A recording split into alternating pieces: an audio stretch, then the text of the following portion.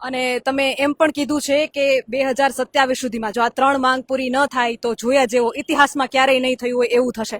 શું થશે? એ તો આગળનું છે કે એનું કારણ છે કે હવે ખેડૂત જાગ્યા છે ને ખેડૂતે નક્કી કરી લીધું છે, મન બનાવી લીધું છે કે જ્યાં સુધી અમારી આ માંગો છે પૂર્ણ ન થાય ત્યાં સુધી લડવાનું છે. આ લડતની અંદર 27 આવે એ પહેલા સરકારે સત્તા છોડવાનો વારો આવી શકે છે અને એમાં બે મત નથી બેન.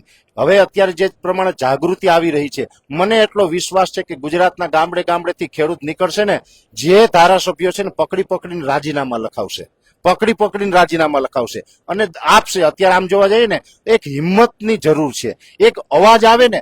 અત્યારે સત્તામાં જે 162 ધારાસભ્ય છે બેન, એ લોકોને ત્યાં રહેવું એક મિનિટ માટે પસંદ નથી, ન છૂટકે છે. જો એને કોઈક હિંમત આપે ને કે હવે તમારે આ કરવાની જરૂર છે, એ કરવા માટે તૈયાર છે, કેમ કે એ પણ કંટાળી ગયા છે. ત્યાં જે રીતે બકરાને જે ઓલા ડબ્બામાં પૂરવામાં આવ્યા હોય ને એવા પૂરવામાં આવે છે. જે સર્કસનો જે ઓલો લીડર હોય, જે સુયા મારીને પોતાની મરજી પ્રમાણે કરાવે ને, એવું કામ અત્યારે ત્યાં વિધાનસભાની અંદર આ નેતાઓને ડબ્બામાં પૂરીને જેમ સુયા મારે ને એમ સુયા મારીને આ લોકો એની મનમાની કરાવે છે.